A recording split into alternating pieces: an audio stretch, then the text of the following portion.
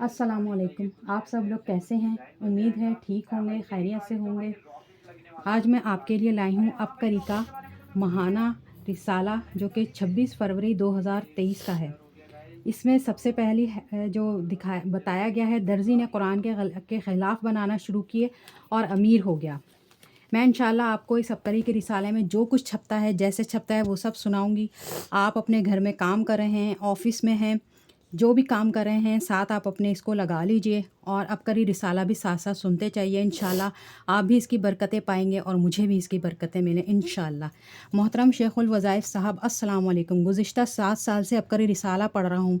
जब से इस रिसाले का मुताला शुरू किया है, कुरान और मसनून अमाल मेरी ज़िंदगी का हिस्सा बन गए हैं।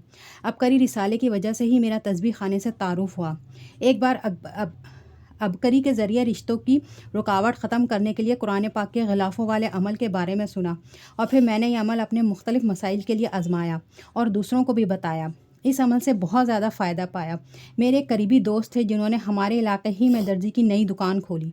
मैं जब भी कभी इनसे मिलने के लिए जाता तो वो अक्सर फ़ारिग ही बैठे रहते और ज़्यादातर मोबाइल पर ही मसरूफ़ रहते थे। इसकी वजह वो बताते कि सारा दिन दुकान पर कोई ग्राहक नहीं आता, इसलिए दिल बहलाने के लिए मोबाइल का इस्तेमाल कर रहा हूँ। मैंने सोचा कोई भी कारोबार शुरू करने के लिए इब्तदाई अयाम ये मसाइल होते हैं, लेकिन तकरीबन 2 माह गुजर गए। इसके बावजूद मामलात जूं के तू ही थे। मेरे दोस्त का कहना था कि वो मायूसी का शिकार हो चुका है और इसने फ़ैसला किया है कि अब इस दुकान को बंद करके किसी के पास नौकरी कर ली जाए। वो ये बात करते हुए काफ़ी अफसरदा हो गए। वो मुझे कहने लगे कि अब अबकरी रिसाला पढ़ते हो और अक्सर दोस्तों में वसाइफ का भी जिक्र करते हो, मेरे भी इस मसले का कोई हल बताओ। मैंने इन्हें तसल्ली दी और इन्हें बताया कि एक अमल है, अगर वो कर लो इंशाल्लाह तुम्हारी ज़िंदगी से तमाम मायूसियाँ और नाकामियाँ ख़त्म हो जाएंगी। मैंने इसे कुरान पाक के ख़िलाफ़ सिलाई करने वाला अमल बताया। इसने फ़ौरन हामी भर ली और फिर अगले ही दिन सिलाई मशीन ली और हम दोनों शहर से दूर एक मस्जिद पहुँच गए। मैंने चंद बार इस मस्जिद में नमाज़ अदा की थी। वहाँ अलमारी में जो कुरान पाक मौजूद थे, इन पर ग़िलाफ़ मौजूद ना थे और मस्जिद मेन रोड के करीब थी, जिसकी वजह से अक्सर वहाँ जो कुरान पाक मौजूद थे, इन पर मिट्टी लग जाती थी। मेरे साथ दोस्त जो टेलर मास्टर थे, इन्होंने कुरान पाक की जिल्द के मुताबिक ग़िलाफ़ सिलाई करना शुरू किए और इस दौरान अपने मसाइल और मुश्किलात का भी तसव्वुर करते रहे। जब कुरान पाक के तमाम ग़िलाफ़ सिलाई हो चुके तो मैंने और मेरे दोस्त ने वहाँ मौजूद तमाम कुरान पाक पर ग़िलाफ़ चढ़ा दिए और फिर कुरान से इनके मसाइल और आजमाइशों को टलवाने की सिफारिश करने का अर्ज़ की और मस्जिद में वादा किया कि दुकान खोलने के बाद कुरान पाक की तिलावत रोज़ाना सुबह शाम चाहे चंद सफ़ात ही ज़रूर पढ़ूँगा और रोज़ाना कुरान पाक का दीदार करूँगा। फिर हम घर वापस आ गए। इसके बाद मैं अपने कामों में मसरूफ़ हो गया और तकरीबन 2 हफ़्तों के बाद मैं इस टेलर मास्टर की दुकान पर गया तो देखकर हैरान रह गया। इसके इर्द गिर्द कटे हुए कपड़े पड़े थे और वो कुरान पाक की तिलावत इन्हमाक से कर रहा था।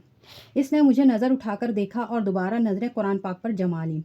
चंद मिनट के बाद अपनी तिलावत मुकम्मल की, एहतमाम से कुरान पाक को बूसा दिया और ग़िलाफ़ में लपेट कर शेल्फ़ में रख दिया और फिर मेरे साथ गर्मजोशी से बगलगीर हुआ। इसने बताया कि जब से कुरान से दोस्ती हुई है, अल्लाह पाक ने मेरे लिए अपनी रहमत और बरकत के दरवाज़े खोल दिए हैं। मेरा डूबता हुआ कारोबार चल पड़ा है और बाकी मसाइल भी हल हो रहे हैं। मेरे पास इतने ऑर्डर आ रहे हैं कि रात देर तक काम करता हूँ। मज़ीद बाहर लिख कर लगा दिया है कि कारीगर की ज़रूरत है, क्योंकि मैं अकेला इतने सूट तैयार नहीं कर सकता। बात सिर्फ यहाँ तक ख़त्म ना हुई, बल्कि इस वक्त वो शहर का मारूफ टेलर बन चुका है।